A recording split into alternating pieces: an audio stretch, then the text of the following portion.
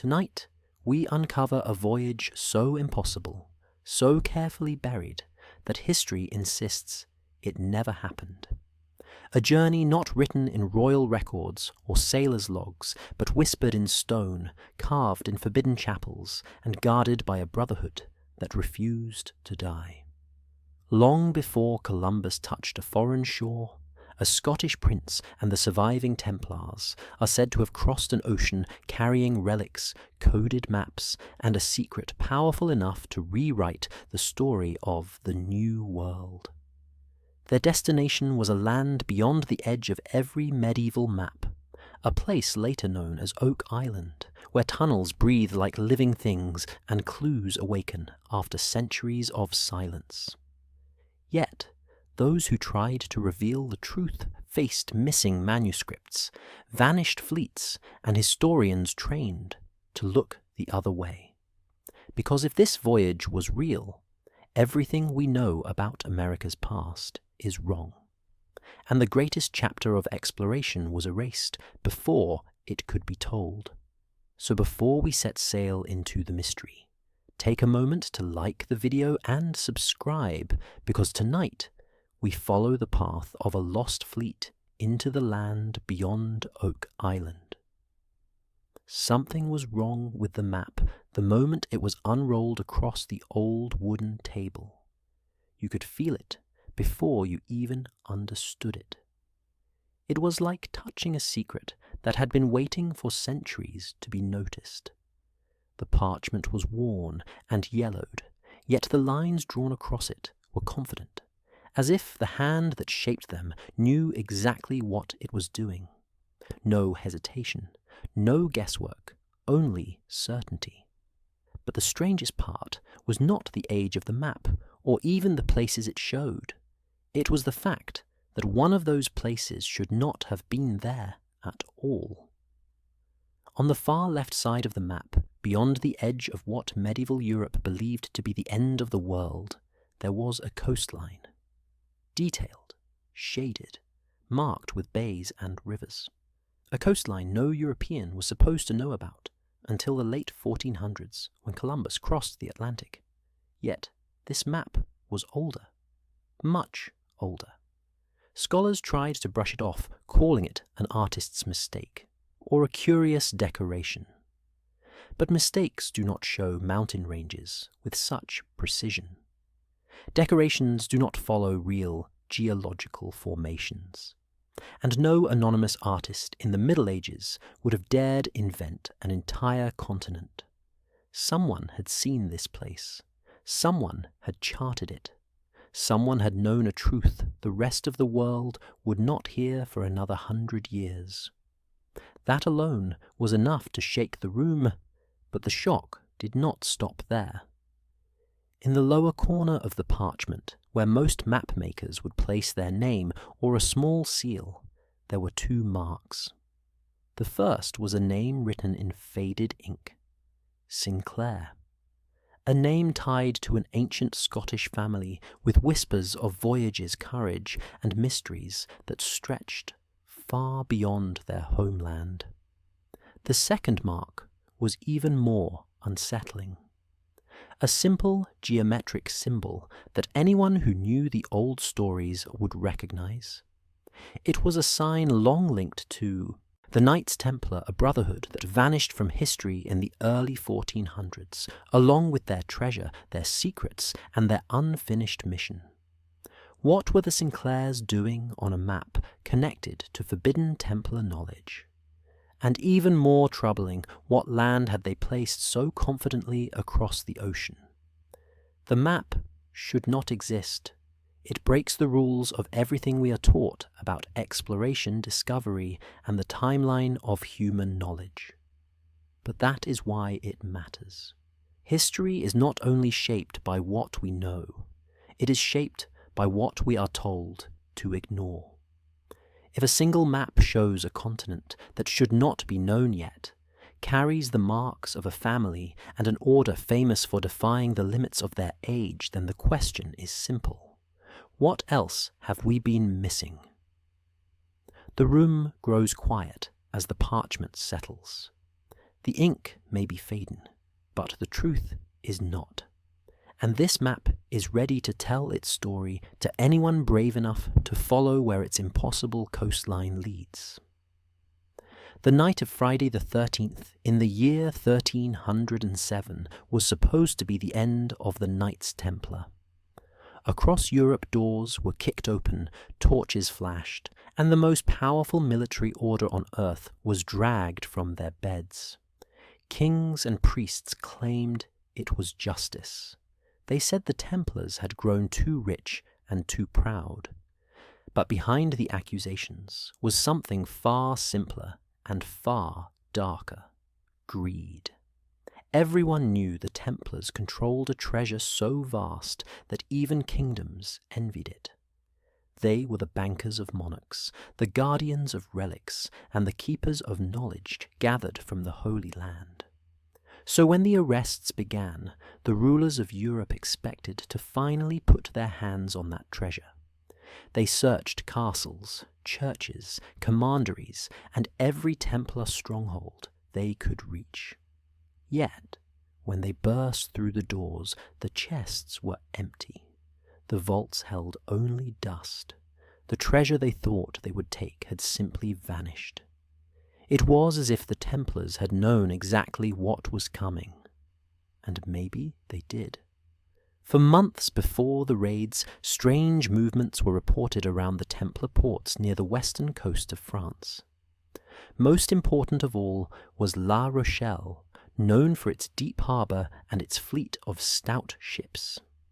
Witnesses claimed that on a silent night just before the arrests, a group of Templars loaded heavy crates onto several vessels. The ships slipped out into the dark water and were never seen in Europe again. No one knew where they went. No one knew what they carried. But everyone understood the truth. Whatever the Templars valued most was no longer here. Some said they fled to England. Others believed they sailed to Portugal. A few whispered that they went even farther toward lands no medieval map was supposed to show. Lands hidden across the Atlantic. If the Sinclairs held maps of a Western world long before Columbus, then perhaps the Templars did too. And if the Templars trusted anyone to guard their final secret, it was the Sinclair family, whose loyalty to the order ran deep. Imagine what those crates could have held: gold, relics from Jerusalem, sacred documents rescued from ancient temples, knowledge that could reshape the world. Things too dangerous to fall into the hands of kings who feared what they did not understand. As dawn broke on that cursed day, the kings celebrated their victory, believing they had destroyed the order and seized their power. But the truth slipped through their fingers like water. The Templars were gone, yes. But their treasure was not lost. It was protected, hidden, waiting. And if their ships truly sailed west, then the story of the New World did not begin in the year 1492. It began much earlier in the cold and silent waters of 1307, when a fleet that should not have existed carried a secret no one was ever meant to uncover. La Rochelle should have been asleep that night. The town usually rested under the quiet rhythm of waves tapping against the wooden docks, but something felt different. The air was colder than it should have been, and the moon hid behind a blanket of clouds, as if the sky itself did not want to witness what was about to happen. Long before the king's soldiers arrived to destroy the Knights Templar, the people living near the harbour began to notice strange activity. Hooded figures moved in the shadows, carrying crates so heavy that even strong men struggled to lift them. No one spoke. No one dared to ask questions. The Templars were respected and feared in equal measure, and when they worked in silence, it meant something important was happening. By the time midnight approached, the docks were no longer quiet. A group of Templar ships waited in the water, their sails lowered, their lanterns dimmed to the faintest glow. They did not look like vessels preparing for war. They looked like ships running from something far more dangerous. Witnesses later claimed that the crates being loaded were not filled with weapons, but with relics wrapped in cloth, ancient scrolls locked in iron containers, and chests sealed so tightly that even the men carrying them did not know what was inside. Every crate seemed to hold something that mattered more than the Templars' own lives. The knights moved quickly, almost too quickly for men known to be calm and fearless. They kept checking the road leading into town as if expecting riders to appear at any moment. They knew the arrests were coming. They knew the king had turned against them. And they knew this might be their last chance to save everything their order had protected for nearly 200 years. At the signal of a single raised hand, the ropes were cut, and the ships drifted from the docks. Not a word was spoken, not a blessing, not a farewell. Just the soft creak of timber and the quiet push of oars as the vessels turned toward the open sea. The townspeople who watched from the shadows believed they were witnessing a funeral procession, the end of an age. Yet the Templars on board did not look defeated. They looked determined, focused, as if they were sailing toward a place already chosen long ago. A place marked on forbidden maps, a place the world had forgotten. When dawn touched the harbour, the ships were gone, leaving no trace but a few empty docks and a rising fear that something enormous had just slipped through history's fingers. Soldiers arrived hours later, demanding to know where the Templars had gone. No one answered. No one could. For the fleet had vanished into a horizon that did not exist on any official chart. And for centuries the question remained. Where did the Templars go on that moonless night? And what secret did they carry across the endless dark water that waited for them beyond La Rochelle? Long before the Templars were hunted, long before their ships vanished from La Rochelle, whispers inside the order spoke of a place that should not have existed. It was not written in public documents or shared with kings. It lived only in the private manuscripts passed between high-ranking knights, pages protected by coded symbols and guarded by oaths stronger than any chain. These writings spoke of a blessed land far west, a place beyond the sunset where the old world ended and the new began. At first glance, it sounded like a legend, the kind of story told by sailors who had stared too long at the horizon. But the Templars did not chase fairy tales. They collected knowledge from every culture they touched.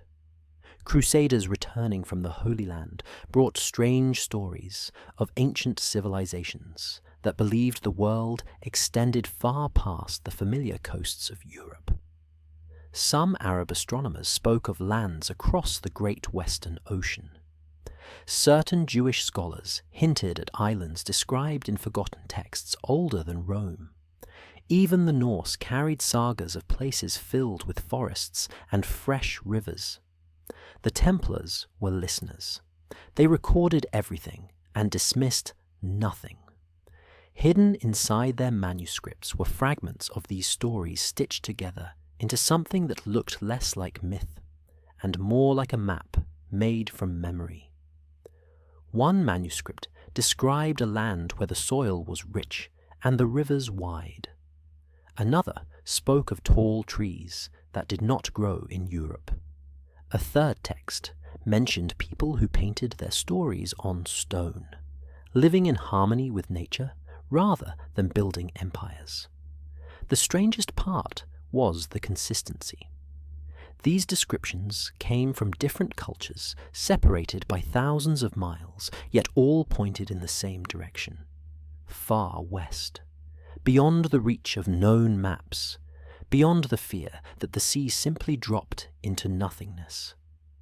The Templars began to believe that this blessed land was real. Some thought it was a refuge prepared by God. Others believed it held knowledge older than Christianity itself. A few wondered if it was a place where the order could one day rebuild free from the reach of kings and popes.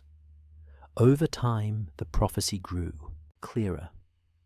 The manuscripts suggested that this western land would become the cradle of something new, a world not yet shaped by the battles and politics that poisoned Europe. It was described as a place where the old world ended not in destruction, but in rebirth, a sanctuary, a fresh beginning. When the Templars realized that danger was closing in around them during the early 1400s, this prophecy no longer felt like a distant dream. It felt like a plan.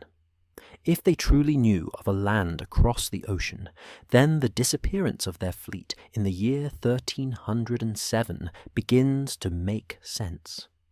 They did not flee into the unknown.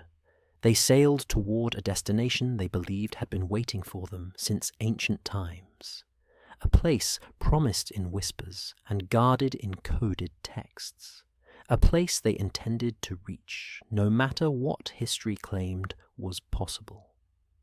The fall of the Knights Templar in the year 1307 did not mark the end of their legacy. It simply pushed it into the shadows, into the hands of those strong enough and loyal enough to carry it forward.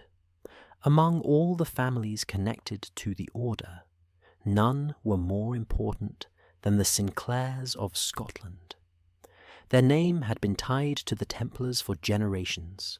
They were warriors, builders, explorers, and protectors of secrets older than their own bloodline. When the arrests swept across Europe and the order was shattered, many surviving Templars fled north, seeking refuge under the protection of the Sinclair family. Scotland at that time was one of the few places the influence of the French king and the church could not easily reach. The Sinclairs welcomed the fleeing knights not as outlaws, but as brothers. They offered them shelter at Rosslyn, their stronghold, a place already filled with strange carvings and symbols that hinted at a deeper connection to ancient knowledge. The Sinclairs did not just give them safety, they inherited their purpose. According to old Scottish law, passed quietly through generations, the last Templars brought with them more than treasure. They carried maps, star charts, coded manuscripts, and relics rescued from Jerusalem. They also carried something even more dangerous, a mission. The Templars believed the prophecy of a western land where the old world ended and a new one began. They believed this distant place might one day become a sanctuary for their ideals, a place untouched by the corruption and political games of Europe. If the order could not survive in the open, then its spirit would survive across the sea. The Sinclairs accepted this mission. It became part of their identity, tucked behind their public roles as nobles, knights, and architects. Their true purpose was invisible to outsiders, yet guided every generation. By the time Prince Henry Sinclair inherited leadership of the family in the late 1400s, the mission was no longer a rumour. It was a responsibility passed directly from the last Templar leaders to a bloodline they trusted. Henry Sinclair grew up surrounded by stories of ancient voyages and hidden lands. He studied navigation long before most European nobles even cared about the ocean. He trained with sailors from Norway and merchants from Venice. He learned the ways of the stars, the winds, and the tides. He was not preparing for a war in Europe. He was preparing for a journey a journey his ancestors had waited nearly a century to complete. When people look back at history, they often claim that Prince Henry Sinclair was simply a curious nobleman with an interest in exploration. But the truth is far deeper. He was the final link in a chain that stretched from Jerusalem to Scotland and then onward to a place no official map dared to show. The Sinclairs did not choose this path. They were chosen for it. And when the time came to sail west, they knew exactly what they were doing. They were not seeking discovery. They were fulfilling a promise. Rosslyn Chapel does not feel like an ordinary building. The moment you step inside, it feels as if the stone itself is whispering. Every pillar, every arch, every carved surface seems to hold a message left behind by people who understood far more than they could ever say out loud. Most visitors think it is just a beautiful medieval chapel built in the 15th century. But anyone who looks closer begins to feel the truth pressing through the silence. Rosslyn is not only a place of worship, it is a coded book carved in stone. The strange details begin right away. Twisting vines wrap around the columns, yet some of the plants carved into the stone should not exist in Scotland at that time. One carving shows corn with its tall stalks and layered leaves. Another carving clearly shows aloe with its long, thick blades. These plants are native to the Americas, a place Europe was not supposed to know existed until the late 1500s. Yet, there they are in Rosslyn Chapel, carved long before Columbus was even born. How could the builders have known about plants from a continent that had not been discovered? Scholars try to explain it away by saying the carvings are coincidences, but the details are too exact. The patterns match American plants perfectly, down to shapes that would be impossible to guess. Someone had seen them. Someone had been there. And someone wanted the world to know without ever needing to speak. The deeper you go into the chapel, the stranger it becomes. Carved stars, spirals, angels holding mysterious objects, and musicians playing instruments that appear in no other church of the time. Every symbol feels like a clue that points toward a story hidden in the past. A story the Sinclair family guarded for generations. Rosslyn was built by William Sinclair, the grandfather of Prince Henry Sinclair, the same Henry who would later sail west across the Atlantic, searching for the Blessed Land described in Templar manuscripts. It is no surprise, then, that Rosslyn carries symbols connected to the Knights Templar.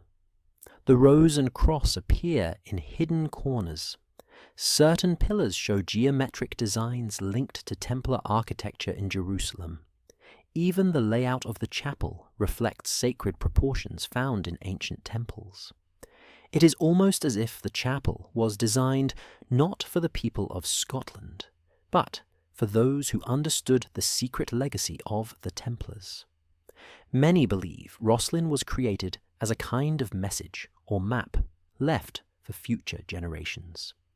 The carvings of American plants suggest that someone in the Sinclair line reached the New World long before official history claims anyone did. The patterns in the walls seem to record knowledge too dangerous to write in books. Rosslyn Chapel stands today not just as a building, but as a silent witness. It carries the memory of a voyage that should not have been possible, and proof that the world was far more connected long before explorers claimed their discoveries. Rosslyn does not shout its secrets. It only waits for the right eyes to read them.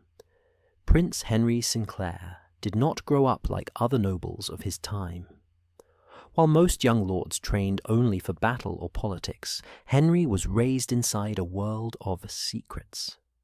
From the moment he was old enough to understand stories, He was told about ancient lands, star paths, and forgotten missions passed down through the Sinclair bloodline. He grew up inside Rosslyn, surrounded by carvings that hinted at a story much larger than Scotland. It was a childhood shaped by mystery, responsibility, and destiny. When Henry's father died, he inherited not just land and titles, but a collection of objects locked away from the eyes of ordinary men. These relics were said to have been carried from the Holy Land by the last Knights Templar, who escaped capture in the year 1307. Among them were charts drawn on strange material that did not rot like normal parchment. There were star maps so detailed that only a trained navigator could understand them. There were coded notes written in symbols taken from different cultures, and at the bottom of one scroll was a phrase Henry never forgot. The sun sets on the land that waits. Henry spent years studying the charts. He learned to read the stars the way ancient sailors did. He invited shipbuilders from Norway and merchants from Venice to teach him everything they knew about the ocean. Those who met him said he was different from the other Scottish nobles. He asked questions most people never thought to ask. He looked at the horizon not as an ending, but as a doorway. And the more he learned, the more he became convinced that his ancestors had been preparing him for something greater than ruling a small part of Scotland. The relics he carried were not trophies, they were instructions. Hidden inside the charts was a path leading far west, past the edges of every known map. The diagrams showed winds and currents that matched no European records. The symbols matched markings found in Rosslyn Chapel. The more Henry studied, the more everything pointed to one truth. The Sinclairs were meant to complete a journey that the Templars had begun, a journey to a land beyond the ocean, a land described in whispers as the blessed land far west. Even the old storytellers in the Orkney Islands spoke of distant shores reached by travellers long before the age of exploration. Henry listened to them with a seriousness that surprised the elders. He understood something they did not. These were not legends. These were memories. By the time Henry was in his early 40s, he knew he could no longer ignore what was expected of him. The charts, the relics, the stories carved into Rosslyn, and the silence that followed the Templar disappearance all pointed toward the same destiny. Henry Sinclair believed he was meant to sail west, to follow the path the Templars protected, and discover the land that waited beyond the sunset. And so he stepped into the mystery willingly, knowing the voyage ahead would change not only his life, but the story of the world. When the Knights Templar fell in the year 1307, not every knight was captured. Many escaped the raids, slipping through forests and coastlines under the cover of darkness. These survivors did not scatter without purpose. They formed a hidden brotherhood, a small inner circle made up of the most trusted warriors, navigators, and scholars of the Order. Their mission was not revenge, it was protection. They carried with them the final secrets of the temple, the knowledge gathered from Jerusalem, and the prophecy of a distant western land. They knew the treasure of the Templars was not gold, but wisdom, maps, relics, and ancient truths that kings and popes feared. Someone had to protect that knowledge. Someone had to continue the mission the Church had tried to destroy. Scotland became the perfect refuge. It was far from the reach of the French king, and filled with clans that valued loyalty over politics. The Sinclair family opened their doors to the fugitives, giving them shelter in hidden rooms beneath castles and chapels. In return, the Templars shared their knowledge, training, and purpose. Over time, the bond between the Sinclairs and the surviving Templars grew into something deeper than alliance. It became a brotherhood of its own. This secret group within the order began preparing for the prophecy they believed in. The prophecy spoke of a blessed land far west, where the old world would find a new beginning. To reach it, they needed a leader who could unite both bloodlines, one of Sinclair descent and Templar spirit. That leader would be Prince Henry Sinclair. As Henry grew into his inheritance, the hidden brotherhood watched him closely. They guided him through navigation lessons, taught him the meaning behind Templar symbols, and revealed the coded manuscripts passed down from the last Grand Masters. Henry learned about the star paths that could guide ships across the Atlantic long before Europe believed such travel was possible. He heard stories of ancient sailors who reached distant shores and returned with tales of forests larger than anything in Europe. The Brotherhood also guarded something even more valuable.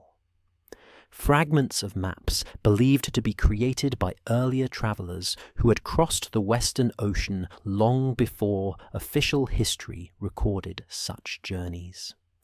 They showed the outline of a coastline that looked like the shape of Nova Scotia and parts of New England. These were the same shapes found in carvings at Rosslyn Chapel and hinted at in Templar manuscripts.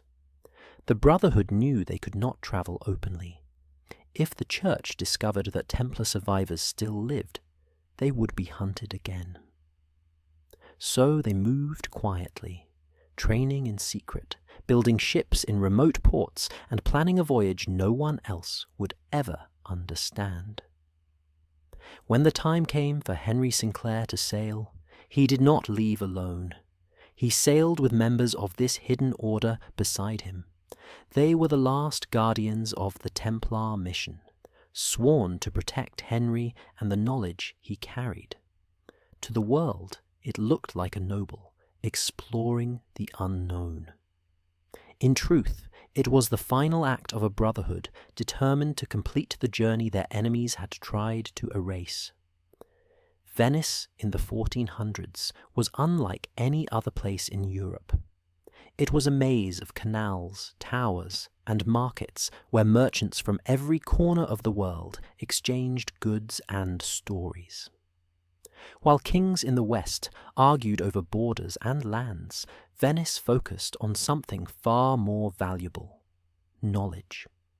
The city was filled with sailors and cartographers who collected information from travelers crossing the Mediterranean, the Black Sea, and the far reaches of Asia. Venice became a center for secret maps that showed coastlines no European scholar was supposed to know. This was the world Prince Henry Sinclair stepped into when he began preparing for his great voyage. He understood what few others in Scotland did. To cross an ocean, you needed more than strong ships and brave men. You needed charts that could guide you through waters no official map recognized, and Venice was the one place where such charts could be found. Sinclair travelled there under the excuse of trade and diplomacy, but his true purpose was hidden. He sought out the families known for building some of the strongest and most advanced ships of the era. These shipbuilders did not simply follow orders. They were craftsmen of a higher level, men who combined European techniques with designs whispered from the East. Some said they even inherited knowledge from ancient seafarers, like the Phoenicians. When Sinclair met them, he did not ask for ordinary vessels. He requested ships capable of surviving long journeys beyond the edge of known maps. He asked for hulls that could handle unpredictable currents and sails that could adjust to strange wind patterns.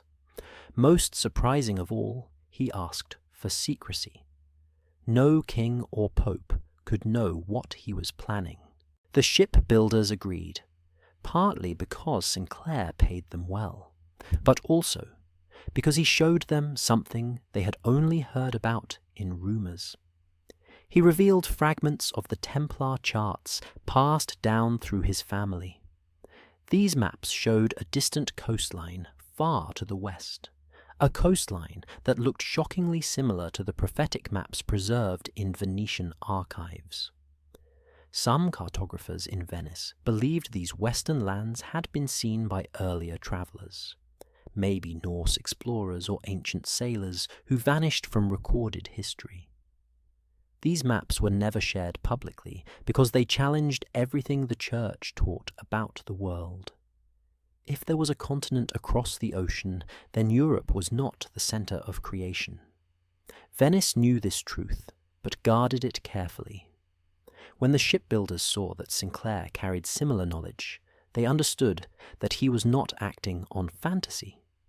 He was following a path laid down by others long before him. With this realization, they worked even harder. They crafted ships strong enough to cross the Atlantic, and they quietly added features taken from Eastern designs to help navigate unknown waters. By the time Sinclair left Venice, he had more than ships. He had the confidence of men who recognized the truth behind his mission. He had access to maps no European ruler would ever admit existed. And most importantly, he had the final piece needed for the voyage his family had been preparing for generations. Long before compasses became common, sailors used something far more reliable to guide them across the ocean. They used the sky. The Templars were masters of this art. During their time in the Holy Land, they studied ancient astronomical systems passed down from Babylon, Egypt, and Arabia. These cultures understood the stars with incredible precision, and one star in particular became the key to their navigation: Polaris, the North Star.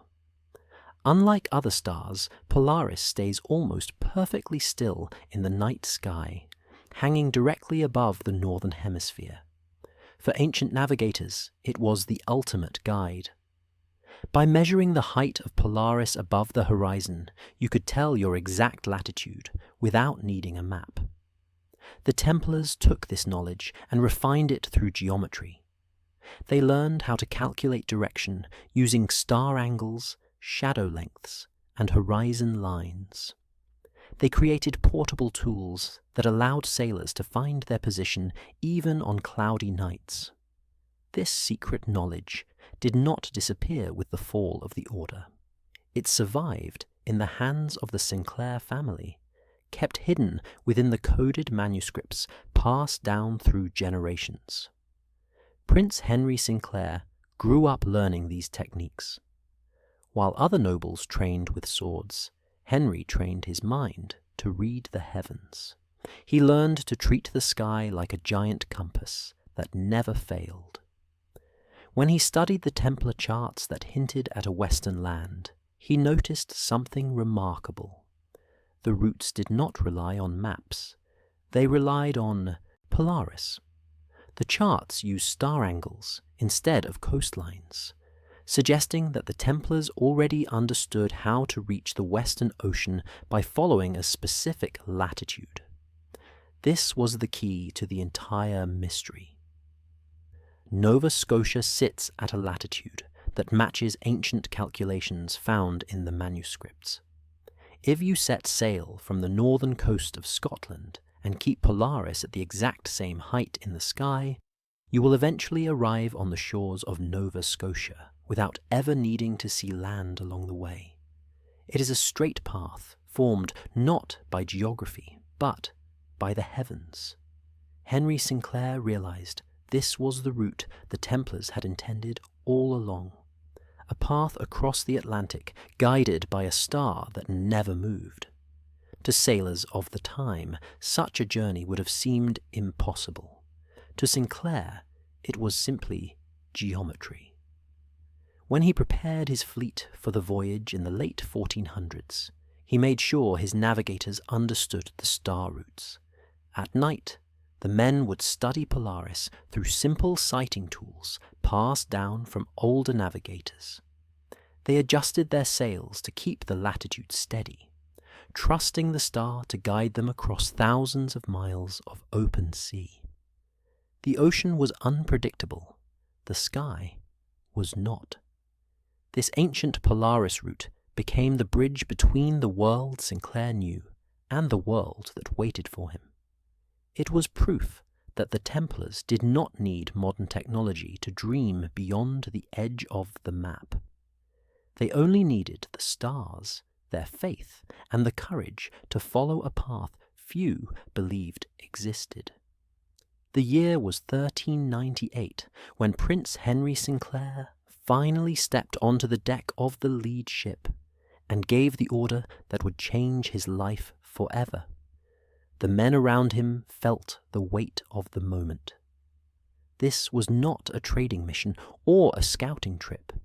It was a leap into the unknown, guided only by ancient charts, whispered prophecies, and the steady glow of the North Star.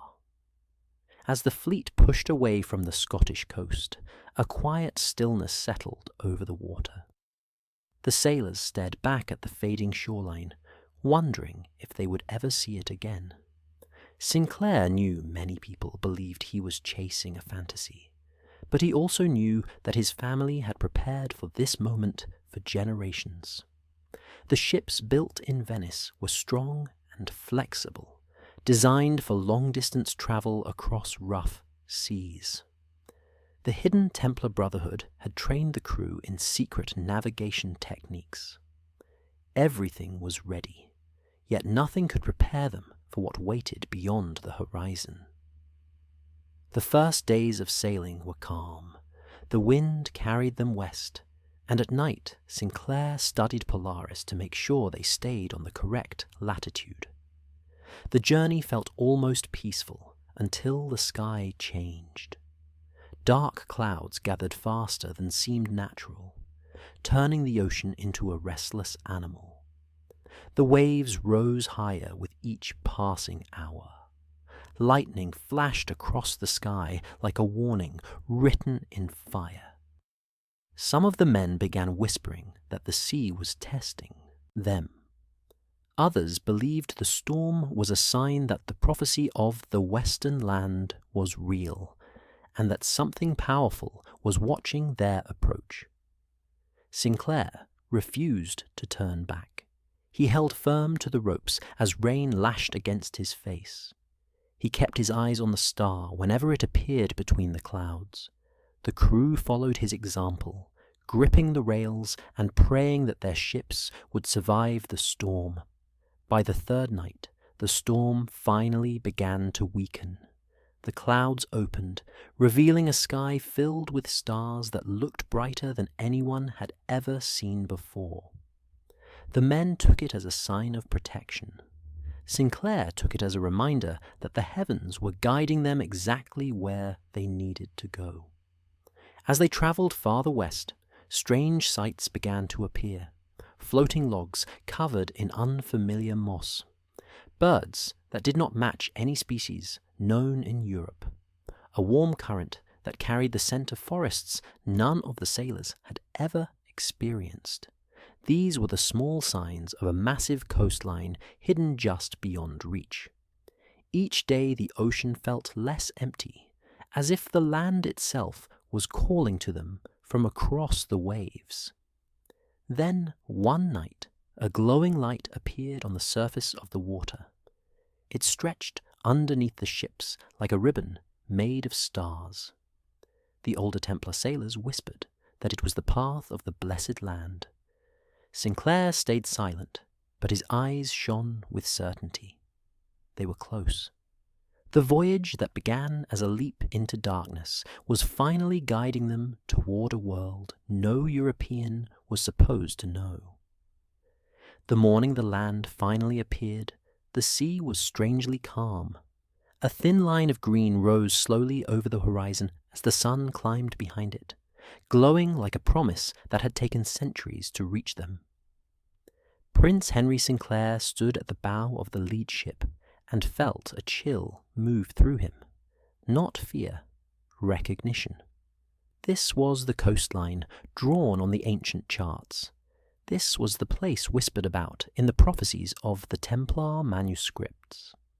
After weeks of storms, uncertainty, and endless ocean, the fleet had reached a silent shore that would one day be called Nova Scotia.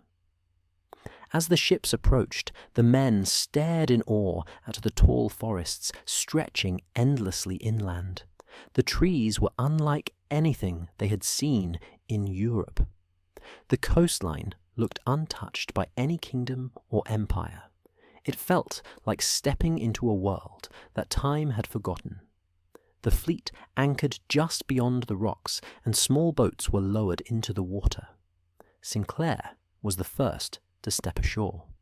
His boots sank into soft sand, and the air smelled of pine and wild earth. The silence was deep, but not empty. It felt as if the land itself was watching them. The crew began exploring the shore, leaving careful markers and noting the fresh water streams that flowed from the forest. They expected danger. They expected resistance. What they did not expect was to be recognized. As the sun climbed higher, figures appeared between the trees. They moved quietly and confidently, carrying no signs of fear. These were the Mi'kmaq people, the original inhabitants of the land. Sinclair held up his hands to show he meant no harm. The Mi'kmaq approached slowly, studying the strangers with calm, curious eyes. Then something incredible happened. One of the elders stepped forward and pointed at the red cross stitched onto the tunic of a former Templar standing beside Sinclair. The elder spoke words the Europeans couldn't understand, but the meaning was unmistakable. He knew the symbol. He had seen it before. Some of the sailors exchanged stunned glances. How could the people of this land recognize a symbol tied to a brotherhood from across the ocean? The Mi'kmaq elder then drew a shape in the sand. It was a cross, nearly identical to the Templar emblem. Sinclair felt a wave of shock move through him. This was not a first meeting. This was a reunion. The Mi'kmaq led the newcomers inland to a clearing surrounded by towering pines. They offered food, water, and shelter, as if welcoming old allies. Through gestures and simple words, both groups slowly built understanding. The Europeans learned that travelers had come from the east long before, men with pale skin and strange armor, men who carried crosses, men who left stories behind. As night fell, the two groups sat around a fire, the smoke rising into a sky brighter than any night in Europe. Sinclair knew then that this land had been waiting for them. The prophecy was real. The voyage was not a discovery. It was a return to a place that had always been part of their story. The deeper Sinclair and his men explored the western land, the more they realized they needed a structure that would last. Not a simple shelter or a temporary camp, but something permanent, something that would stand as a marker for those who came after them. The Templars had always built with purpose, and they believed that stone could speak long after voices faded. So when they reached a region farther southwest, near what would centuries later be called Newport, they chose a clearing overlooking the water and began to build. The design came from memory, not from any drawing. It was a shape the Templars knew by heart, a round stone structure supported by arches that carried a hidden language of geometry. To the untrained eye, it looked like an odd tower, but to anyone who understood Templar architecture, it was unmistakable. It held the same proportions they had once used in their strongholds, the same sacred measurements found in their chapels across Europe. Sinclair oversaw the project with quiet intensity. the tower had more than one purpose. It served as a navigational marker for future voyages. It served as a symbol of the Templar presence in the New World, and most importantly, it held chambers where important knowledge could be stored safely. Knowledge the Church would have destroyed if it ever reached Europe again. The men gathered stone from the nearby area and shaped it carefully. They built arches that matched the exact curves used in Templar buildings in Scotland and France. They positioned windows to align with certain stars at particular times of year.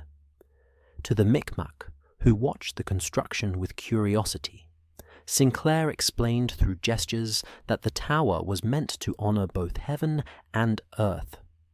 The building process felt almost sacred. Every block carried meaning. Every angle held intention.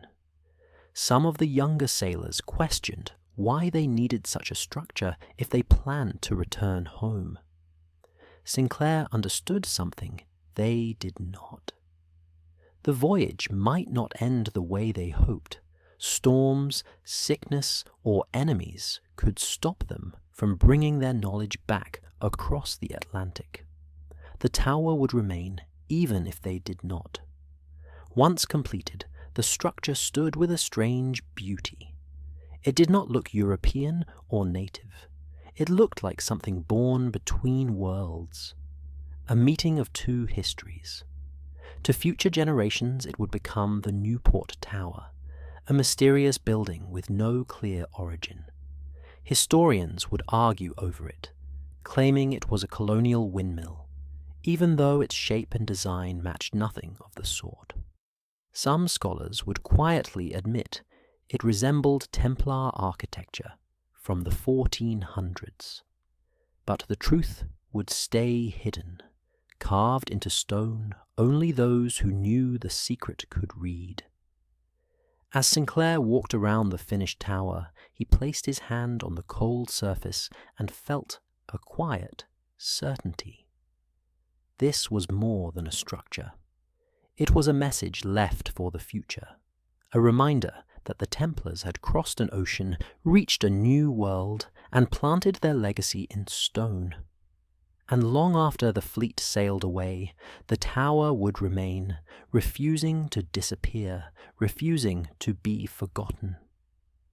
Oak Island did not look like a place of secrets when Sinclair's men first stepped onto its rocky shore. It was quiet, covered in thick trees and surrounded by water that reflected the sky like a mirror.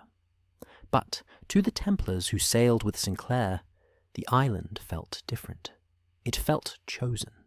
It offered high ground, hidden coves, and places where the earth was soft enough to shape, yet firm enough to hold something important. The men explored its forests and soon agreed it was the perfect location for what they needed to do next. They were carrying crates that couldn't fall into the wrong hands. These crates held relics from Jerusalem, scrolls copied from ancient libraries, coded maps, and stones carved with symbols that explained sacred geometry. The Templars knew that even if they returned to Europe, danger would follow them. The Church still wanted them erased, so they decided to hide their greatest treasures in a place no one would ever expect. Sinclair chose a spot on the eastern side of the island, an area surrounded by natural cover. There they began to dig. The work was slow and careful. They created a system of layered tunnels and shafts supported by wooden beams. They designed channels that would allow seawater to flood the tunnels if disturbed. This engineering was far beyond anything Europe was supposed to know at the time, yet the Templars had learned such techniques during their travels in the East. They understood traps, protection systems, and how to use nature itself as a guardian. The deeper they dug, the more complex the system became. At certain points, they placed flat stones carved with strange symbols. These were warning markers for anyone who did not understand the code. To those who did, the symbols revealed instructions for navigating the tunnels safely. The crates were lowered into the deepest chamber. Some of the men whispered prayers as they disappeared into the darkness. They knew the contents might never be seen again, but that was the price of protection. Above the chamber they placed layers of logs, soil, and stones to disguise the work. By the time they finished, the surface looked untouched, as if no human hand had ever shaped it. Only the coded stones hidden nearby hinted at the truth. When the Micmacs saw what Sinclair's men were creating, they watched with respect and curiosity. They understood that the Templars valued the knowledge more than their own lives. They agreed to guard the island from outsiders and pass down stories of the strangers who built tunnels beneath the ground. As Sinclair prepared to leave Oak Island, he stood on the shore and gazed at the land one last time. He knew he had buried not treasure in the usual sense, but something far more powerful: knowledge, history, truth. He wondered who would one day uncover it, and whether they would understand what they had found.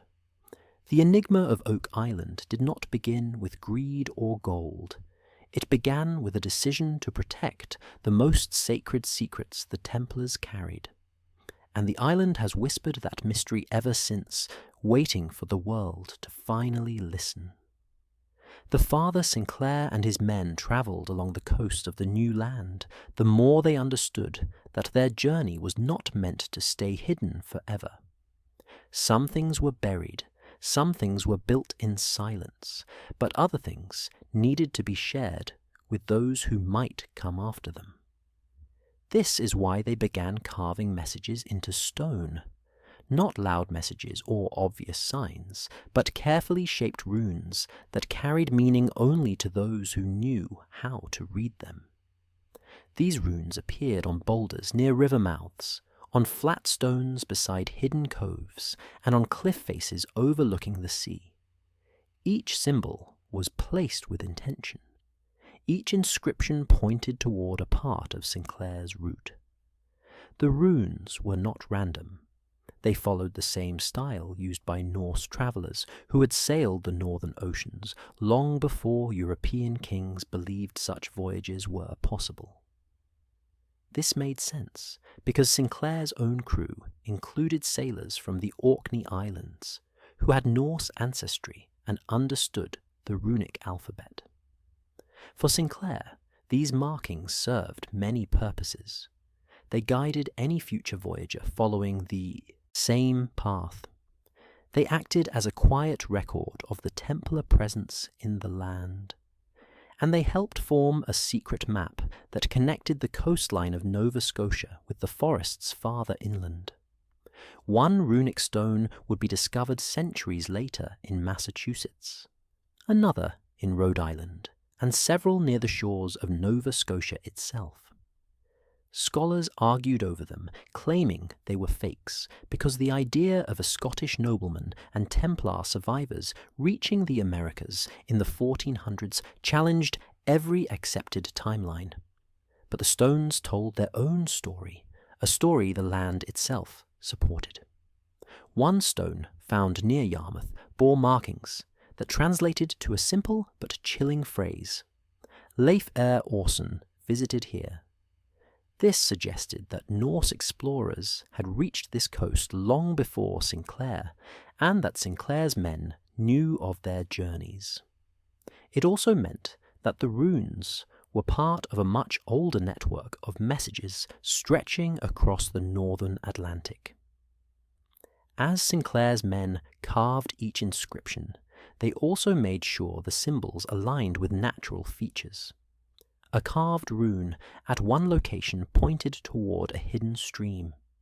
Another rune pointed toward a sheltered bay, perfect for landing. Another stood at an angle that aligned with Polaris at a certain time of year. These weren't messages for everyone. They were messages for the few who could read the language of stars, stones, and numbers. When Sinclair walked past the stones after they were carved, he felt something powerful. It was as if the land itself was allowing them to leave their story behind. The Micmac who saw the stones recognized the importance of them. Although they did not read the runes, they understood symbols and messages carried in the earth and sky. They promised to protect the stones just as they protected the memory of the travelers who carved them. These inscriptions would one day confuse historians, inspire treasure hunters, and spark endless debate. But their true purpose was simple. They were a quiet path of clues marking the journey of a fleet that crossed an ocean before the world was ready to believe it. The longer Sinclair and his men stayed in the Western world, the clearer it became that their mission had reached a turning point. They had crossed the ocean. They had made contact with the Micmac people. They had hidden their sacred knowledge beneath Oak Island and carved their messages into stone. They had built the tower that would stand for centuries, and they had mapped the coastline with runes and careful notes. But now a new question pressed against the minds of every man in the Brotherhood. What happens next? They gathered one evening around a great fire near the shoreline. The night sky above them was wide and endless, much brighter than the skies of Europe. Polaris stood steady in the north, and the waves broke gently on the sand as if listening to the debate, forming in quiet voices. Sinclair sat in the center of the circle. The men trusted him, but the decision they now faced was larger than any one leader. Some of the Templar survivors believed it was time to return to Europe. They argued that their families needed them, and that the truth of their journey must be shared with those who had supported the mission from the beginning. They believed that returning with knowledge of this new land could help rebuild the scattered pieces of the Templar legacy. Others felt differently. They had seen the dangers that waited for them back home. They knew the Church still hunted the Templars, and that anyone who carried forbidden knowledge risked imprisonment or death. Some feared that the sacred relics and charts would be lost again if taken across the ocean. A few believed that the prophecy of the Blessed Land meant they were meant to remain, to stay and protect what they had planted. The debate grew emotional. No one wanted to abandon their brothers, yet no one wanted the mission to fail either. Sinclair listened to every voice. He knew that forcing them to stay or forcing them to leave would break the unity they had fought to preserve. Finally, he stood and spoke with calm certainty. He reminded them that the strength of the Templars had always come from purpose, not numbers. They were not abandoning the Brotherhood if they followed the path their hearts recognized as true. Instead, they would be expanding it. Two branches of the same mission. One branch would stay in the new world to guard the treasures and messages left in stone. They would live among the Micmac and learn the ways of the land. The other branch would return to Europe to quietly rebuild the network of allies and protect the knowledge of the voyage. The firelight shimmered in the eyes of the men as they accepted this decision. It was painful, but it felt right. The next morning, the two groups embraced each other like family, knowing they might never meet again. As the ships prepared to sail home, those who stayed stood on the shore, watching the sails fade into the horizon. Both groups carried the same truth. The Brotherhood had split, but the mission lived on, stronger than before. The morning the returning fleet pushed away from the shore, the men believed they were heading toward home. They had completed what many thought impossible. They had crossed an ocean, found a new land, and left behind the knowledge they were sworn to protect. Now, with their ships stocked and their spirits high, they expected to sail back to Europe and quietly rebuild the Templar network that had been shattered almost a century before. Prince Henry Sinclair stood at the helm of the lead ship, watching the coastline fade into a thin line of green. He felt pride, but also a strange tug in his chest, as if the land itself was asking him to stay. He ignored the feeling. His men were counting on him. The church still hunted those connected to the Templars.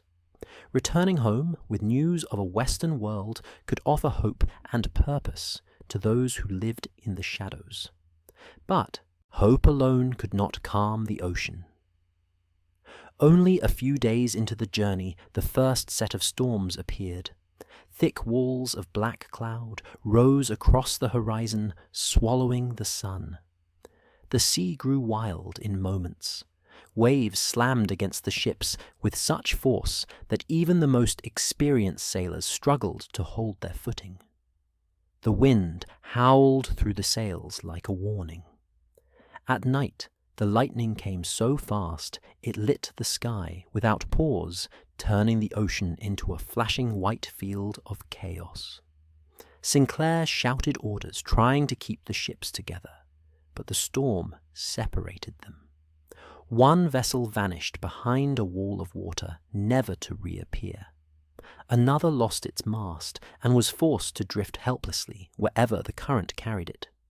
For days, the storm refused to break. When the clouds finally thinned, the fleet was in ruins.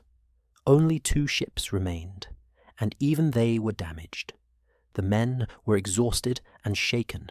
Some whispered that the storm was not natural. Others feared they had broken some sacred rule by leaving the new land too soon. Sinclair struggled with his own doubts. He stared at the grey horizon and wondered if this journey was meant to fail. Just when they began to repair the sails, the second disaster struck. News reached them from a passing fishing boat that Europe was in upheaval. Power struggles, plagues, and new crackdowns by church authorities made the continent more dangerous than ever for anyone tied to the Templars. Returning now would mean certain death. The men gathered on the deck and looked to Sinclair for answers. Their path home had vanished beneath storm and shadow. The world they had left behind no longer had room for them. Slowly, Sinclair realized the truth. They weren't meant to return. Their story was meant to fade into legend. Their mission was meant to live on in silence through the brotherhood that stayed behind. As the last surviving ships turned back toward the western horizon, the men felt both sorrow and relief. Home was gone. The only future left for them waited in the land beyond the ocean. Rosslyn Chapel stood quiet under a grey Scottish sky, its stone walls holding secrets that had slept there for generations. People who entered the chapel often felt a strange heaviness, as if the building itself remembered something painful.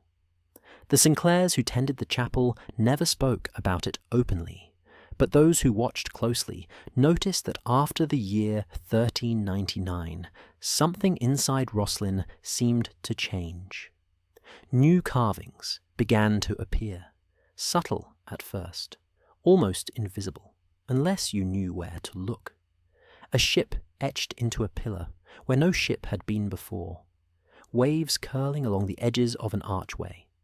A single compass rose, added near a window as if guiding lost souls toward a forgotten horizon. These carvings did not look like decorations. They looked like messages, warnings, mourning. The master masons worked in silence, chisels tapping softly like distant echoes of a fleet that had never returned.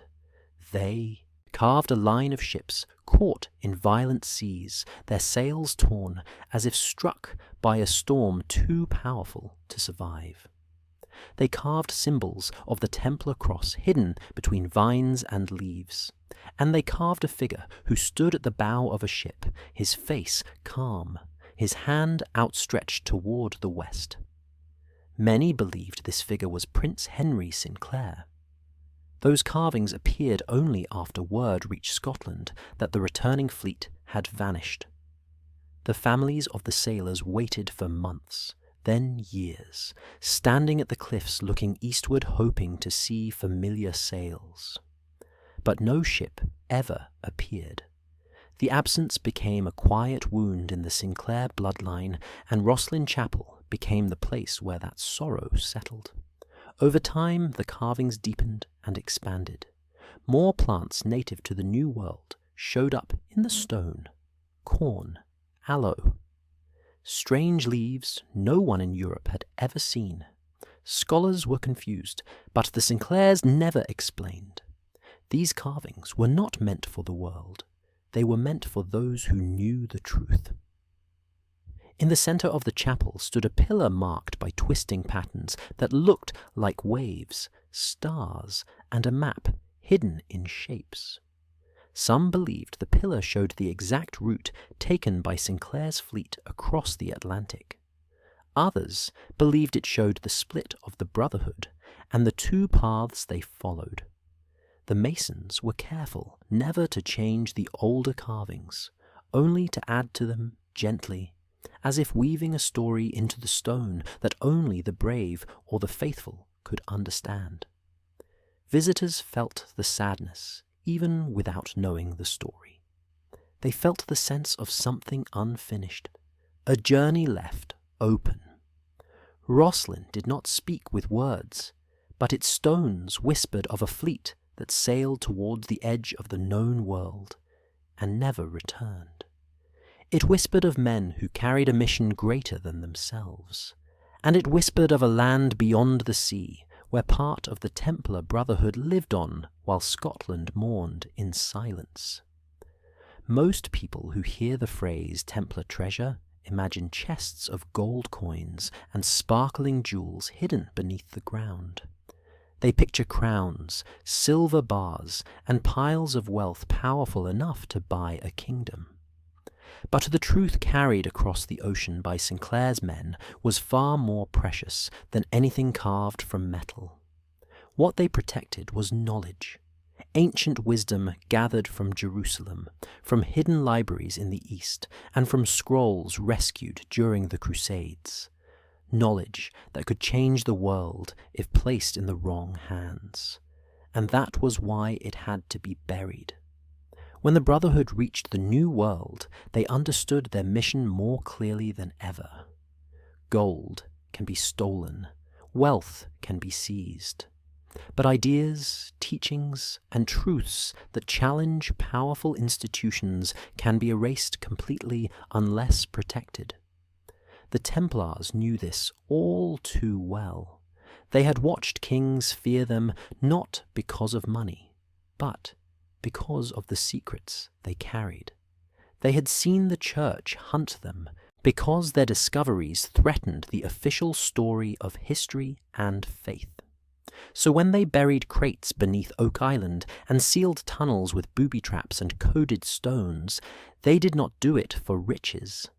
They did it so the wisdom inside those crates would survive, even if they did not. Inside the wooden chests were scrolls written in strange alphabets. Some came from ancient Greek schools. Others came from Arabic scholars who had mapped the stars with astonishing precision.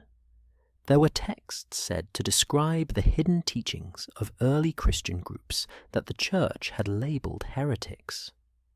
There were symbols explaining cosmic geometry and the way the stars guided human journeys. There were maps drawn long before European kings believed the world was large enough to hide new continents. Alongside the scrolls were relics believed to carry historical power. A shard of an old tablet rumoured to have come from the Temple Mount.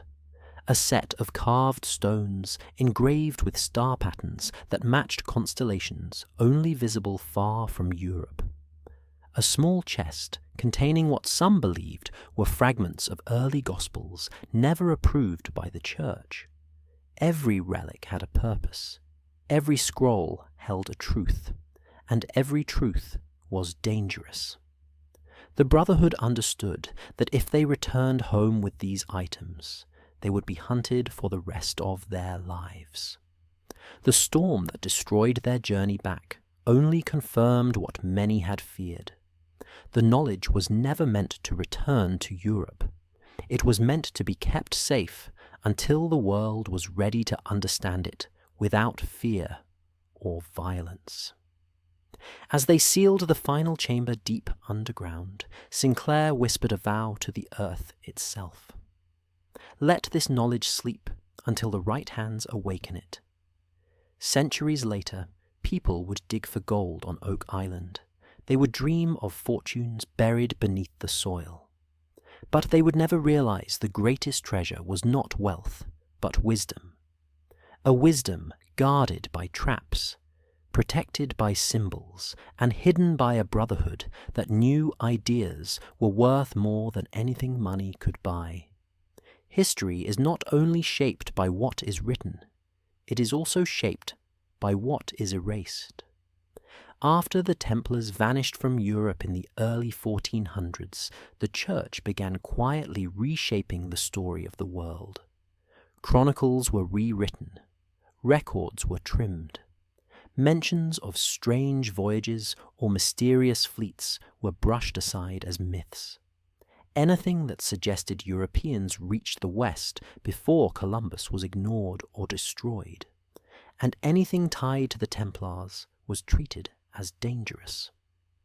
For the Church, this was not simply about pride or national glory. It was about control.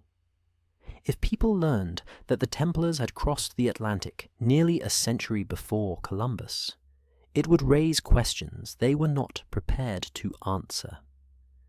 How did the Templars navigate such distances? What knowledge were they carrying? Why did the Church fear them so deeply? And most troubling of all, what truths did the Templars bring, back or leave behind? So the Church began covering the trail. Chroniclers who wrote about unusual sightings of European-style ships near Greenland or farther west were told to revise their accounts. Monastic historians were trained to avoid any suggestion that the world was larger than the official story allowed. Even the Viking sagas describing voyages to Vinland were treated as legends for centuries, not because there was no evidence, but because the idea of pre-Columbian exploration threatened the narrative the Church wanted to protect. When fragments of Norse maps showing western coastlines surfaced, they were locked away in monastic libraries. When sailors told stories of land beyond the horizon, they were dismissed as dreamers. And when strange carvings or symbols were found in the New World that resembled European craftsmanship, scholars loyal to the Church insisted they were coincidences. The Church also worked hard to rewrite the story of the Templars themselves. Instead of being remembered as explorers, scholars, and guardians of knowledge, they were painted as heretics, sinners, and greedy soldiers. Their connection to ancient wisdom was stripped from the official record. Their voyages were reduced to rumours. Their legacy was buried under layers of accusation and silence. In the decades leading to Columbus's voyage, the Church sponsored a new version of history, one where the world remained unknown until a chosen explorer revealed it under a Christian banner. If earlier voyages were acknowledged, especially those by outcasts like the Templars, the achievement of the Church would appear weaker. Control over the past would slip. And so early church writers created a wall of silence around the Atlantic. By the time Columbus sailed in 1492, most of Europe believed the ocean was empty. They had forgotten the fleets that left La Rochelle. They had forgotten the runes, the charts, and the towers that stood as evidence of earlier explorers. They had forgotten because the church made sure they forgot. But the land never forgot. Nor did the people who lived on its shores long before Columbus arrived. And slowly, as new clues appear and old stories rise again, the truth begins to break through the silence the church built so carefully.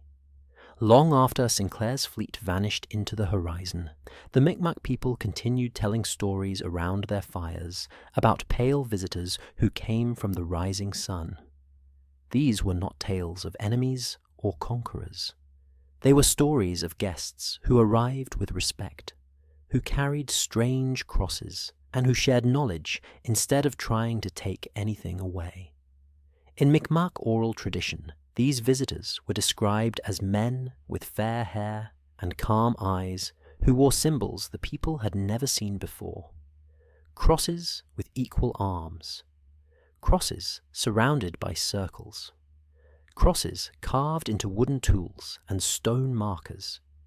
These were not the crosses carried by later European missionaries. They were older, simpler, mysterious. When elders described these symbols centuries later, researchers noticed something incredible. The designs matched the crosses used by the Knights Templar. This raised a question that historians weren't ready to answer. If the Templars had reached the New World, what happened to the ones who stayed? Oral history gave a clue.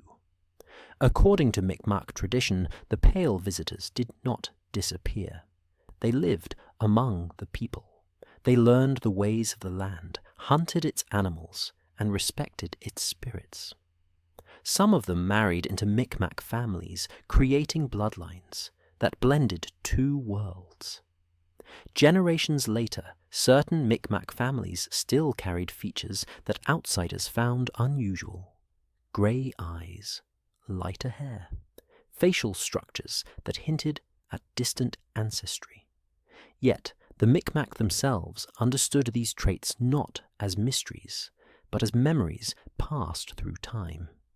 They held stories explaining that their ancestors had once welcomed travelers from across the sea.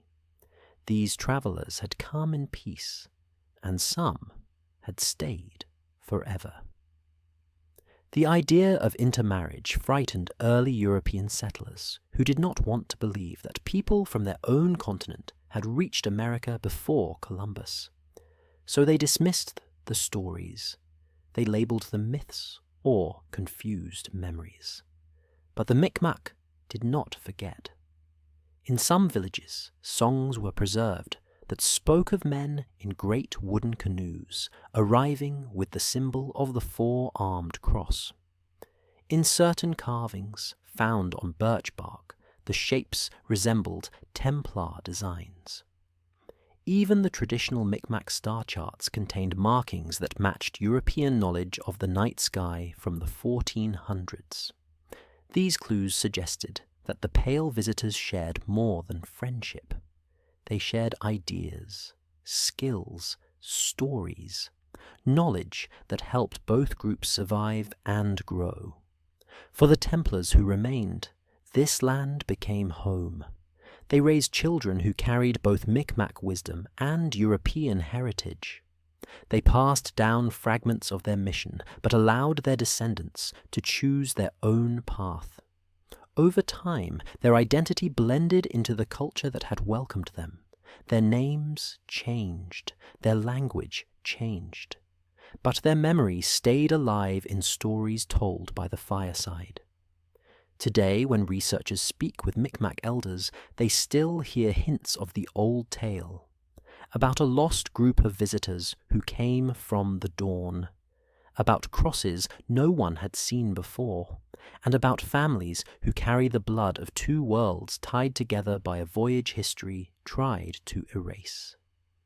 For centuries, Oak Island lay untouched beneath the wind and waves, its secrets sleeping under layers of roots and soil. No one knew what had been buried there. No one remembered the men who dug those impossible shafts or carved symbols into hidden stones. The world moved on, and the island remained silent. But history has a strange way of waking up when the time is right. In the late 1700s, a group of young men rowing near the island noticed something odd: a circular depression in the ground and a pattern of old trees cut in a perfect shape that did not match nature. Curiosity pulled them toward it. They began digging, and the island responded like a living thing, revealing hints, but never the full truth. A platform of logs appeared exactly 10 feet down. Another platform waited below that. Then layers of clay, charcoal, coconut fibre, and stones that did not belong anywhere near Nova Scotia. The deeper they dug, the stranger the island became. It was as if someone had designed the land to hide something important. Word spread quickly, and treasure hunters from across the region rushed to Oak Island dreaming of gold. But gold was never the purpose. Those who dug did not realize they were waking the designs of the Templars. When they reached a deeper level, water suddenly surged into the pit, as if the island had opened a hidden gate. No matter how fast they bailed, the water kept rising. The tunnels beneath the ground were not simple holes. They were engineered with booby traps and flood systems far beyond the technology of the age. People were confused. How could medieval engineering be found here unless someone had built it long before Columbus sailed toward the Caribbean? As the years passed, more clues surfaced. A stone tablet carved with strange symbols was pulled from one of the platforms. Researchers tried to decode it, and some believed it warned of 40 feet below lay treasure. But others recognized the markings as far older than colonial times, possibly using Templar-style ciphering. In the 1800s, searchers uncovered tunnels running sideways, like the branches of a labyrinth. Some connected to the shoreline, proving the flooding was part of the design. Whoever built it knew how to manipulate seawater with precision that should not have existed so early in history. Then came the artifacts, a cross carved into a rock matching the style of Templar carvings in Europe, pieces of ancient parchment sealed in mud and clay, a small Roman-style coin, and charcoal traced back to a time before official European arrival. Each new piece raised the same question. Who had the knowledge to do this, and why choose such a remote island unless the treasure was not treasure at all? As modern teams used sonar, drills, and cameras, the island reacted again. Shafts collapsed, water channels activated, tunnels shifted. It was as if Oak Island still protected whatever Sinclair and his men buried. Almost 600 years after the Templars left their mark, the island continues to call out to those who seek the truth, and continues to warn those who dig too deep. The mystery did not fade, it awakened. In the modern age, the story of the Templars should have been settled long ago, sealed in textbooks and locked behind museum glass. Yet, the more researchers dig into the mystery of Oak Island, Rosslyn Chapel, and the strange trail stretching from Scotland to Nova Scotia, the more forbidden clues begin to rise to the surface. Clues that tie the New World directly to medieval Europe. Clues that academia continues to resist, even when the evidence shines like a beacon. It often begins with a small discovery, something that seems harmless at first. a carved stone on Oak Island, matching the exact style found in 14th century Scotland. A metal object buried deep in the soil that contains alloys not used by colonists. A runic inscription identical to ones tied to the Sinclair family. Each time investigators bring these findings to scholars, they expect excitement. Instead, they face silence, or worse, dismissal. Many historians refuse to entertain the possibility that Europeans reached the Americas long before the age of exploration. They fear rewriting the timeline, they fear challenging the approved story, and some fear touching anything that involves the Templars, whose name still echoes with controversy. Despite the resistance, investigators keep searching. In Rosslyn Chapel, experts using advanced scanners find hidden patterns beneath the carvings, symbols that match astronomical charts used by medieval navigators. In Nova Scotia, ground-penetrating radar reveals geometric structures underground, shapes too precise to be natural. These patterns line up with ancient Templar ratios, the same mathematical language carved into European cathedrals. Then there are the documents. Old family journals discovered in Scotland mention a voyage west, led by Henry Sinclair in the late 1400s. One journal refers to a land of tall pines across the Western Sea. Another mentions a tower built in a strange foreign place. These writings match the exact era when multiple Mi'kmaq stories describe pale travellers with unusual crosses. Modern researchers try sharing these findings with universities, but the reaction is always the same. They say it is coincidence. They say it is misinterpretation. They say it cannot be true because it challenges what has already been decided. Yet evidence does not bow to opinion. As more investigators turn their attention to the mystery, pieces that never made sense on their own suddenly begin forming a picture. A Venetian-style ship design found in Newfoundland. A sword pulled from a Nova Scotia bay with engravings matching Templar symbols. DNA studies showing European markers in certain coastal Mi'kmaq lines predating known contact. Every clue points toward the same shocking conclusion. The voyage of Prince Henry Sinclair was not a legend. It happened, and the brotherhood that travelled with him left behind a trail that modern tools can finally follow. Still, academia resists because acknowledging this truth would break open the protected narrative of the past. It would mean Columbus did not discover a new world. He arrived in a world others had already reached. It would show the Templars were not destroyed. They adapted. They survived. And they crossed an ocean centuries before anyone believed they could.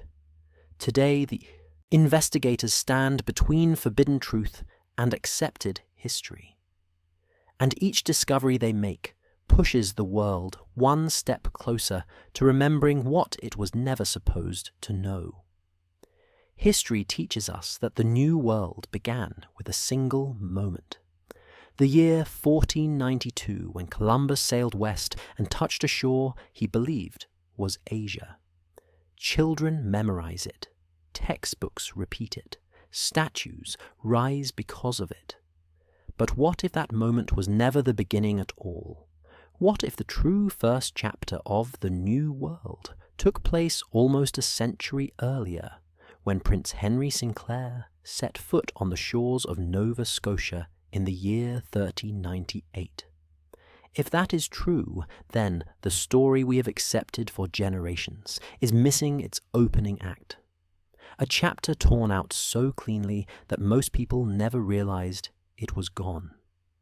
Imagine a world where a fleet guided by Templar knowledge crossed the Atlantic long before Spain or Portugal ever dreamed of exploration.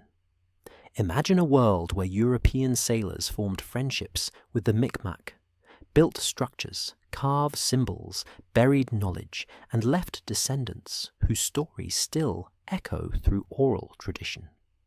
If Sinclair reached America, then the entire shape of history shifts. Columbus becomes not a discoverer, but a late visitor. The race for empire becomes a continuation of a journey already in motion. And the idea that Europe stepped into an unknown world collapses completely. The land was never unknown.